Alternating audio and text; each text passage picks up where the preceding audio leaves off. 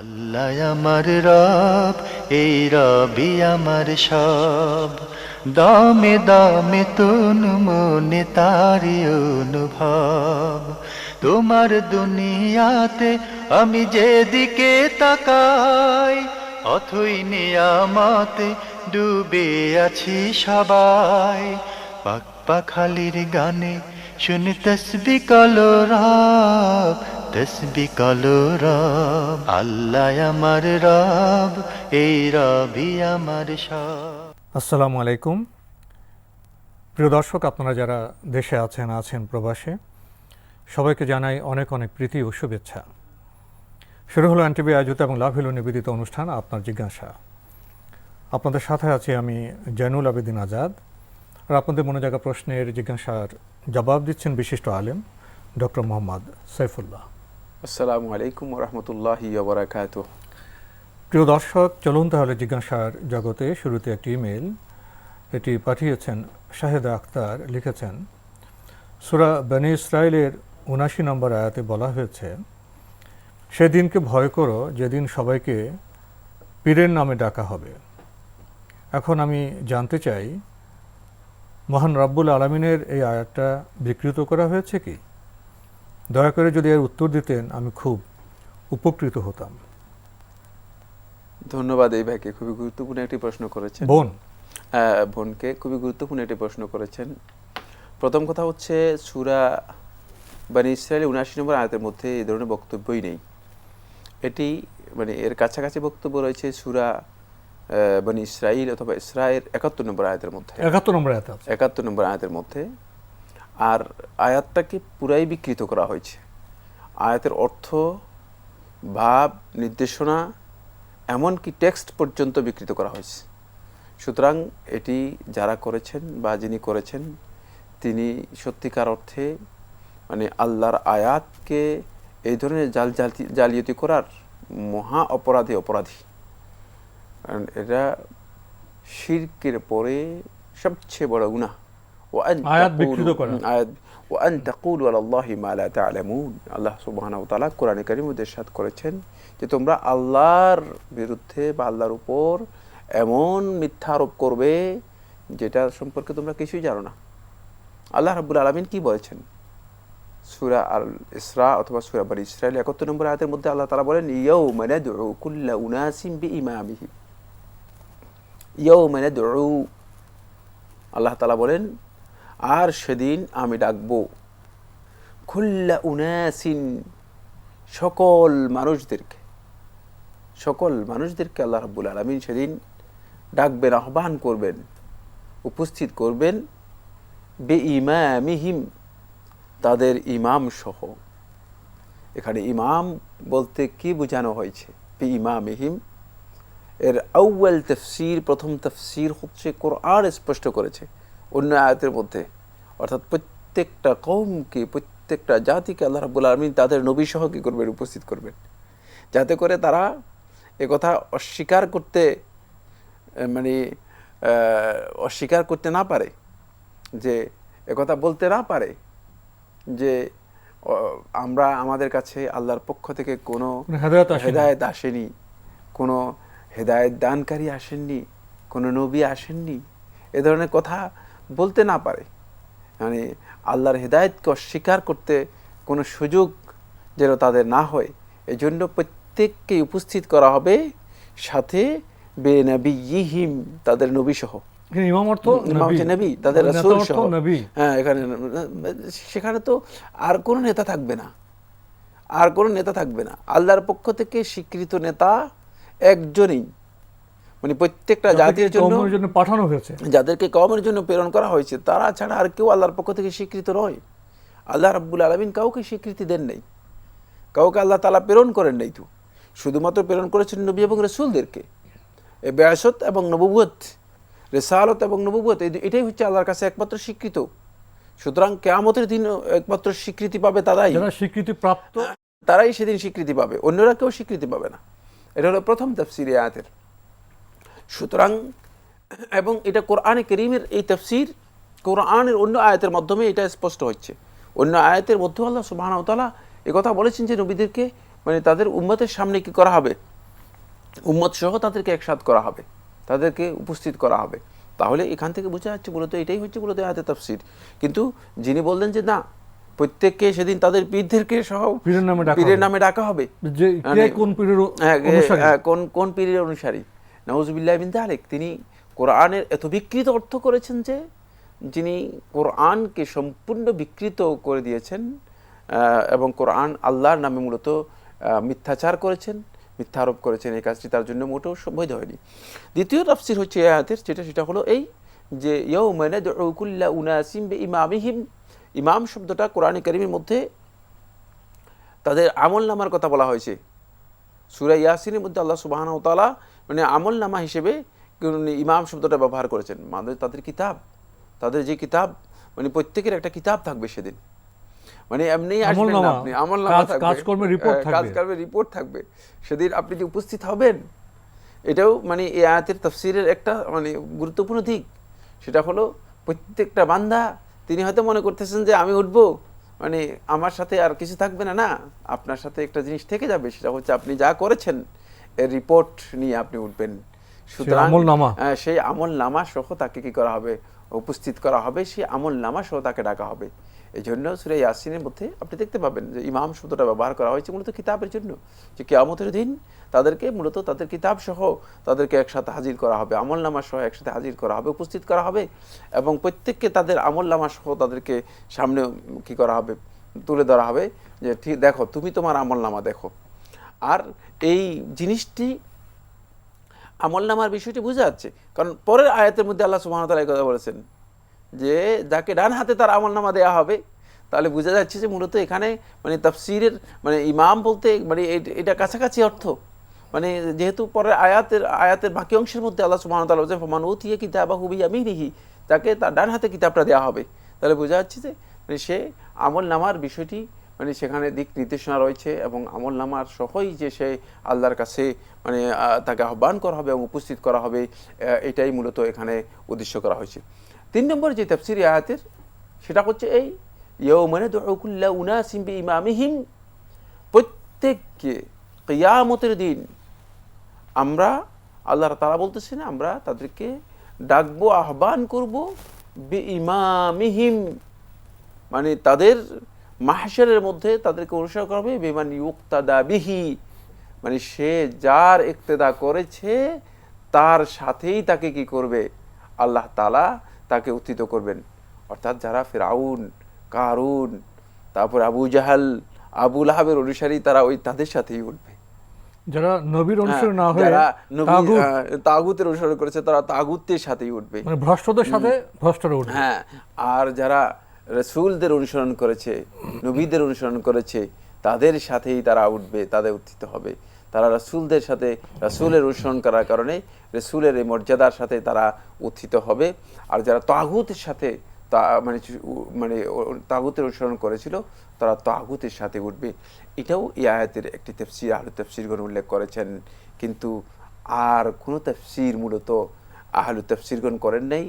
বরং এই যে মানে বক্তব্যটি আপনি উল্লেখ করেছেন, এটি একেবারেই কোরআনের নামে বড় জালিয়াতি। যিনি কোরআনকে বিকৃত করেছেন, আল্লাহ তাআলা তাকে হিদায়াত দান করুন।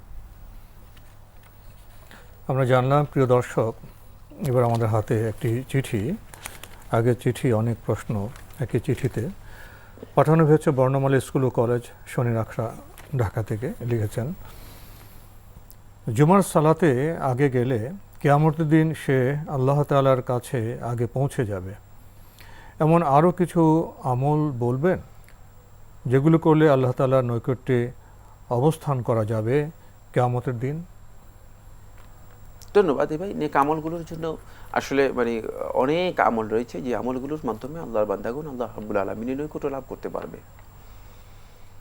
তবে মানে আল্লাহ তাআলার মানে জুমার দিন মানে আগে উপস্থিত হলে এটা নৈকট্যের বিষয় নয়, মানে শুধুমাত্র নৈকট্যের বিষয় নয়, এটা কিয়ামতের দিন তিনি আল্লাহ রাব্বুল আলামিনের একবারে কাছে কাছে মানে পৌঁছে যাবেন, মাজলিসান, মানে একেবারে উপস্থিত, কাছাকাছি উপস্থিত তার হবে।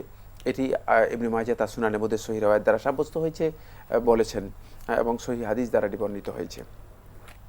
বাকি এর মধ্যে আরেকটি বিষয় রয়েছে, যেটি আল কাউল বাদীর মধ্যে সাখাবী রাহমাতুল্লাহ আলাইহি riwayat করেছেন, এবং এই রেওয়ায়তকে একাধিক আহলুল ইলম সহিহ বলেছেন। সেটা হচ্ছে এই, যে ব্যক্তি অধিক পরিমাণে আল্লাহ নবী সাল্লাল্লাহু আলাইহি ওয়াসাল্লামের উপর দুরূদ পড়বে, সে ব্যক্তিও কিয়ামতের দিন আল্লাহ রাব্বুল আলামিনের সবচেয়ে কাছে আকরাবুন নাসি মানজিলাতান মিনাল্লাহি সুবহানাহু ওয়া তাআলা, আল্লাহ রাব্বুল আলামিনের কাছে সবচেয়ে নিকটবর্তী মঞ্জিল লাভ করতে পারবেন, নিকটবর্তী অবস্থান নিতে পারবেন, আল্লাহ রাব্বুল আলামিনের নৈকট্য লাভ করতে পারবেন।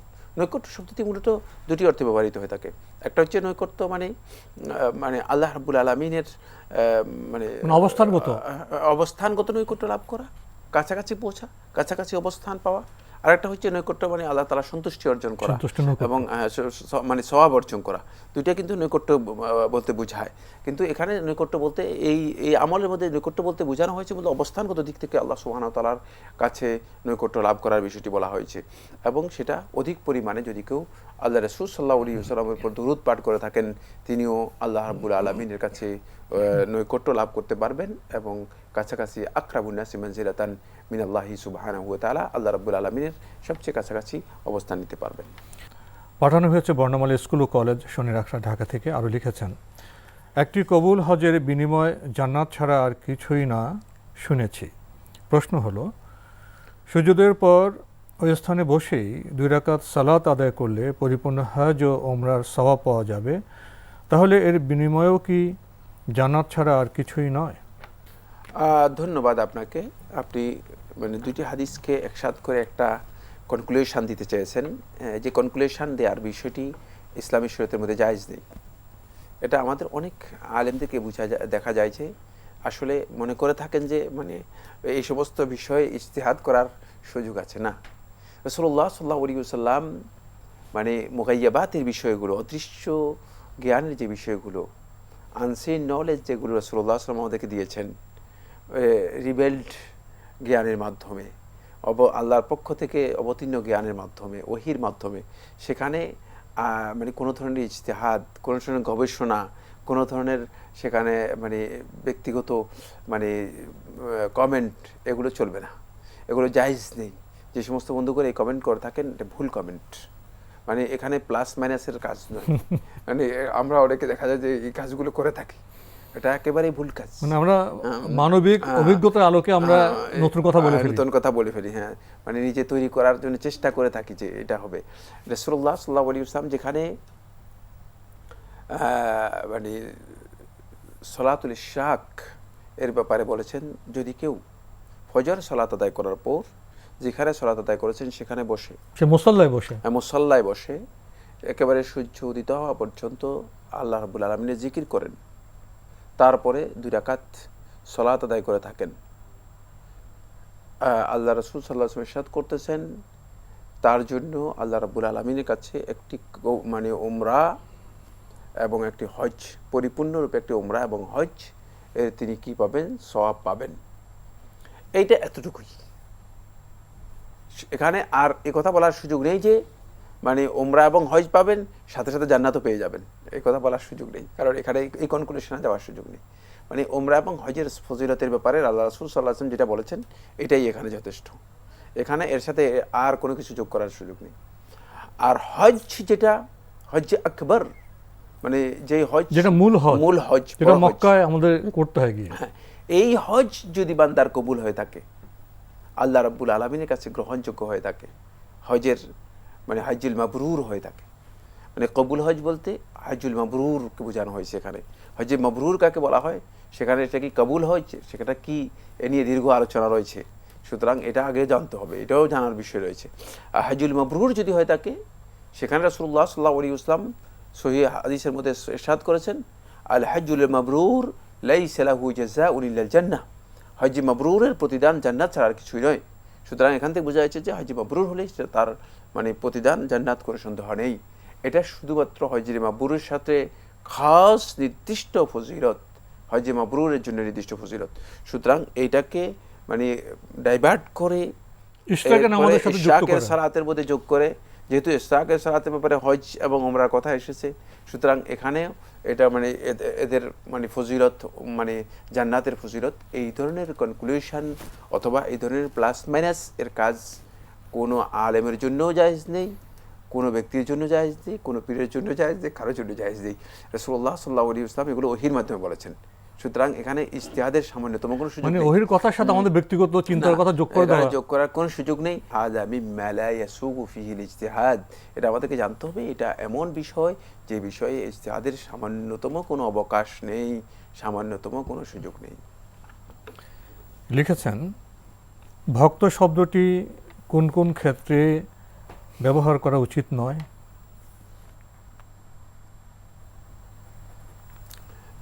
ভক্ত শব্দটি মূলত মানে আমরা দেখতে পাই ভক্তি থেকে এসেছে। ভক্তিটা বলা হয় তাকে বাংলা ভাষায় মানে কারো প্রতি তার মানে অন্তরের অনুরাগ এত বেশি হওয়া যে অন্তরের অনুরাগের কারণে তিনি তার মানে অনুকরণ অনুসরণকে নিজের জন্য সম্মান মিশ্রিত ভালোবাসা। হ্যাঁ, মানে নিজের মানে আমি এটা বলি যে মানে মানে ভক্তি হচ্ছে মানে তার প্রতি অনুরাগের কারণে নিজের মানে অনুকরণ অনুসরণটাকে বাধ্যতামূলক করে নেয়, যে তাকে বলা হয়, এই কাজটাকে বলা হয় তাকে ভক্তি।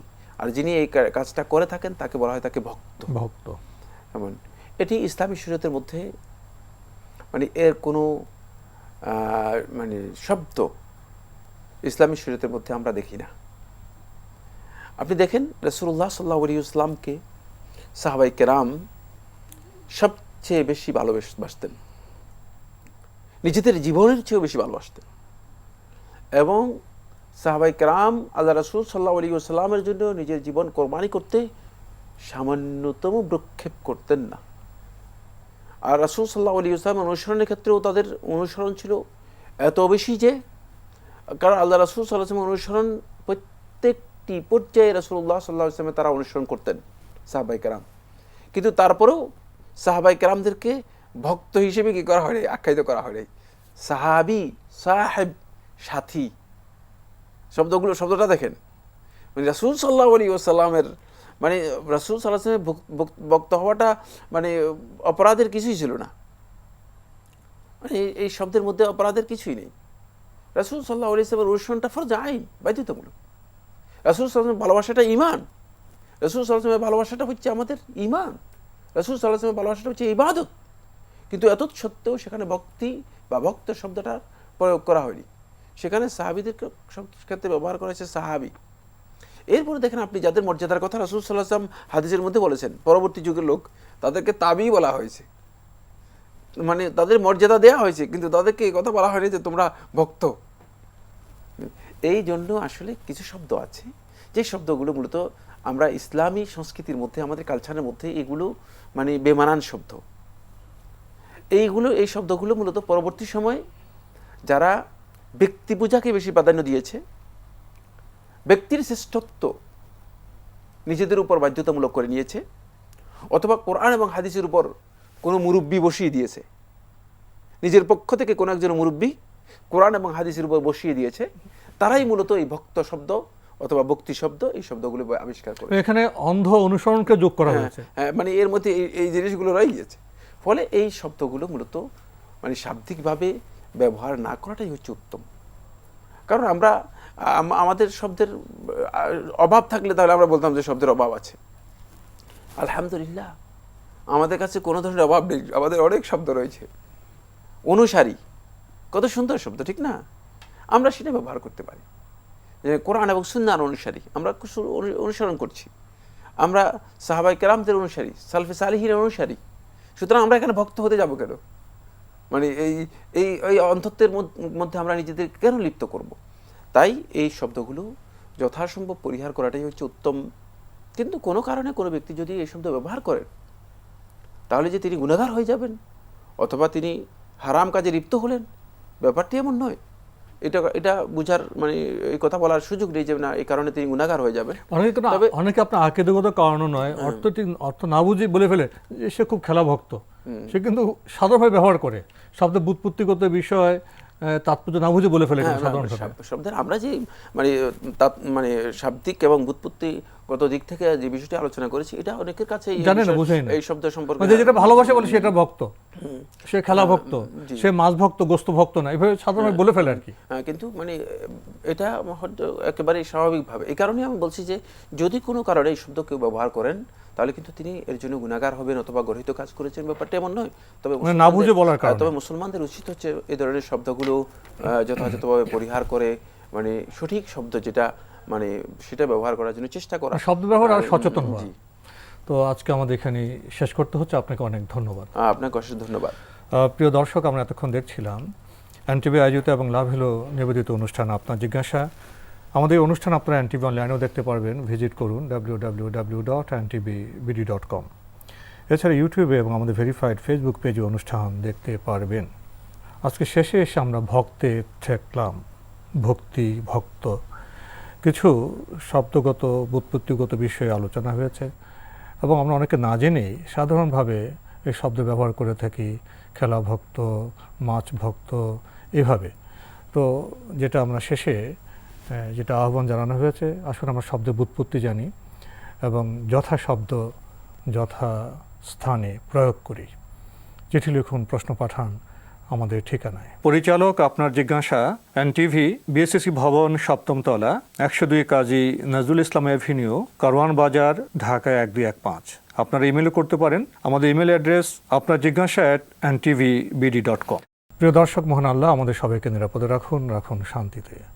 আসসালামু আলাইকুম। আল্লাহ আমার রব, এই রবি আমার সব, দামে দামে তুন মনে তারি অনুভব। আল্লাহ আমার রব, এই রবি আমার সব।